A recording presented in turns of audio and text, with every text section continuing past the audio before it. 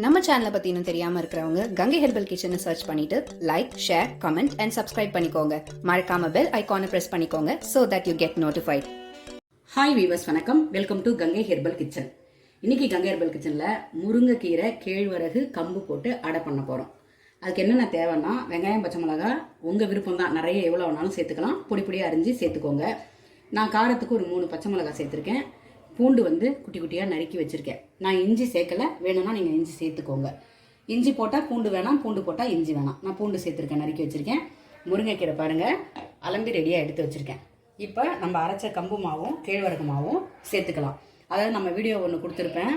அதாவது heat body இருக்கிறவங்க கேழ்வரகு சாப்பிடக்கூடாது, கூல் பாடி இருக்கிறவங்க கம்பு சாப்பிடக்கூடாது அப்படின்னு. எங்களுக்கு ஹீட் பாடின்றதுனால நான் எப்பவுமே என்ன பண்ணுவேன்னா, கம்பு மாவு டாமினேட்டாக அதிகமாக இருக்கிற மாதிரி போட்டுக்குவேன். கேழ்வரகு மாவு பாதியாக சேர்த்துப்பேன். அவ்வளோதான். உங்கள் விருப்பம், உங்களுக்கு எப்படி பிடிக்குதோ அப்படி நீங்கள் சேர்த்து அடை பண்ணிக்கலாம். ஒரே கேழ்வரகு மாவுலையும் அடை பண்ணிக்கலாம், கம்பு மாவுலையும் அடை பண்ணிக்கலாம், ரெண்டும் சேர்த்தும் பண்ணிக்கலாம். இது உங்களுடைய விருப்பம். ஓகேவா? இப்போ நான் எனக்கு தேவையான அளவு மாவை நான் சேர்த்துக்கிறேன். இப்போ வெங்காயம், பச்சை மிளகா, மாவு தேவையான அளவு சேர்த்தாச்சு. உப்பு சேர்த்துருக்கேன், பூண்டு நறுக்கி சேர்த்துருக்கேன். இப்போ இதை ஒரு கலந்து விட்டுடலாம்.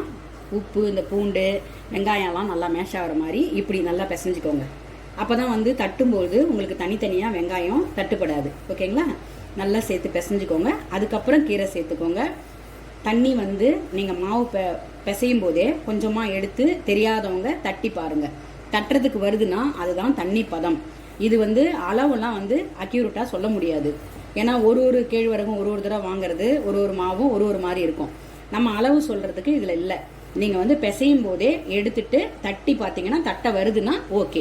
சரிங்களா? இது தெரியாதவங்களுக்காக சொல்கிறேன். ஏன்னா நான் ஒரு சிறுதானியத்தில் ஏதோ பொங்கல்னு நினைக்கிறேன், இல்லை சக்கரை பொங்கலோ, அதுக்கு அளவு கேட்டிருந்தாங்க. என்னன்னா ஒரு டைம் ஒரு இடத்துல வாங்குற சிறுதானியங்கள் ஒரு மாதிரி இருக்கும். ஆனால் தான் நீங்கள் ஓப்பன் பாட்டில் வேக வைக்கிறது நல்லது சிறுதானியத்தை. இப்போ நம்ம ஒரே கடையில் வாங்குறோம் அப்படின்னும்பொழுது நம்மளுக்கு தெரிஞ்சிடும் இது இப்படி தான் இருக்கும் அப்படின்றது. செய்ய தான் அது தெரியும். சரிங்களா? அதுக்காக சொல்கிறேன். ஒரு பொண்ணு கேட்டிருந்தாங்க, அம்மா இது எப்படி அப்படின்னு. அதுக்கான விளக்கத்தையும் இந்த வீடியோவிலே நான் கொடுத்துட்றேன். இப்போ நல்லா பிசைஞ்சிட்டோமா? இதில் நம்ம முருங்கைக்கீரையை சேர்த்துக்கோங்க. இதில் இந்த முருங்கைக்கீரை பூவும் இருக்குது பாருங்கள், அதுவும் நான் சேர்த்துக்கிறேன்.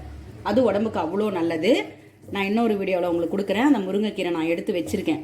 அதை என்ன பண்ணணும்னா, நல்லா நிழலில் அலம்பிட்டு காய வச்சுட்டு துணி போட்டு ஒரே ஒரு நாள் அரைக்க போகிறோம் இல்லையா, மிக்சியில் போட்டு, அப்போ வெயிலில் வச்சுட்டு எடுத்து பொடிச்சிட்டு நைட்டில் பாலில் 1/4 ஸ்பூன் இல்லை 1/2 ஸ்பூன் கலந்து சாப்பிட்டுட்டே வாங்க. உடம்புக்கு அவ்வளோ நல்லது. வேணுன்றவங்க ஃபாலோ பண்ணிக்கோங்க. நான் ஷார்ட்ஸ்லையும் அதை கொடுக்குறேன். இப்போ தண்ணி சேர்த்து கொஞ்சம் கொஞ்சமாக பிசைஞ்சிக்கலாம். நான் பதம் எப்படின்றத உங்களுக்கு காட்டுறேன்.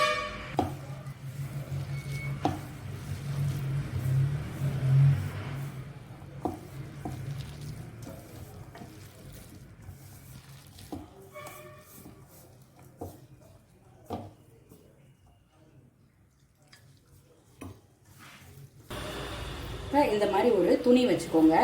நம்ம அடை தட்டுறதுக்கு, புட்டு அவிக்கிறதுக்கு, அதுக்கெல்லாம் நீங்கள் தனியாக வச்சுக்கோங்க. இந்த மாதிரி எடுத்து வச்சுக்கிட்டு ஒரு கிண்ணத்தில் தண்ணியை வச்சுக்கோங்க. தெரியாதவங்களுக்காக சொல்கிறாங்க. இது தெரியாதா அப்படின்னு நினைக்காதீங்க. ஓகேங்களா?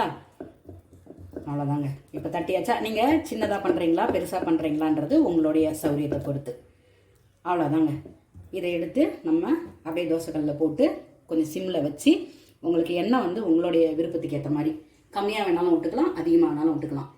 ஆனால் வேகமாக வச்சு எடுத்தீங்கன்னா உள்ளுக்குள்ளே வேகாது, வெளியில் மட்டும் தீஞ்சிரும். அதனால கல் காஞ்ச உடனே சீராக வச்சு எடுக்கணும். ஓகேங்களா? இப்போ நம்ம எடுத்து தோசைக்கல்லில் போட்டுடலாம். இங்கே பாருங்க, இப்படி எடுத்துட்டிங்கன்னா அழகாக வந்துடும். சரியா? அப்படியே எடுத்துகிட்டு இப்படி போட்டுருங்க.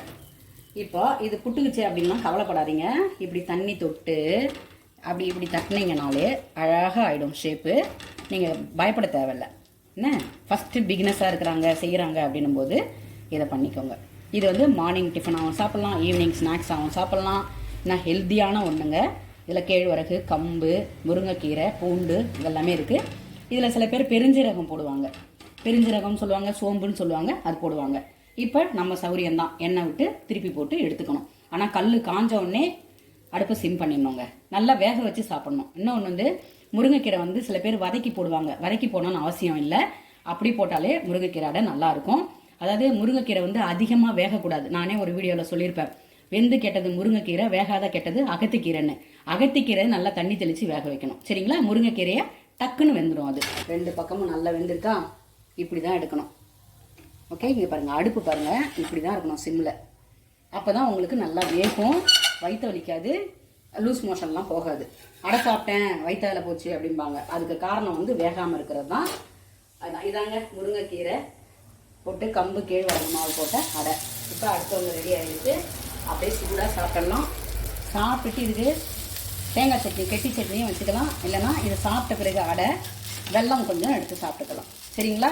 அப்படியும் இல்லைனா வெதுவெதுப்பான தண்ணியை குடிச்சிட்டிங்கனாலே உங்களுக்கு ஒன்றுமே பண்ணாது. வெந்து சாப்பிடணும். சரிங்களா? ஓகேங்க, இந்த மாதிரி செஞ்சு பார்த்துட்டு எப்படி இருந்ததுன்னு எனக்கு ஃபீட்பேக் சொல்லுங்கள். உடம்புக்கு ஆரோக்கியமானதை சாப்பிடுங்க. சரியா? உங்களுக்கு எது ஒத்துக்குதோ அதை சாப்பிடுங்க, ஒத்துக்காததை அவாய்ட் பண்ணிடுங்க. செஞ்சு பார்த்துட்டு உங்களோட பதிவு சொல்லுங்கள். மறக்காமல் சப்போர்ட் பண்ணுங்கள், சப்ஸ்கிரைப் பண்ணிக்கோங்க, ஷேர் பண்ணுங்கள், லைக் பண்ணுங்கள், கமெண்ட் பண்ணுங்கள். உங்கள் சப்போர்ட்டை கொடுத்துக்கிட்டே இருங்க. நன்றி.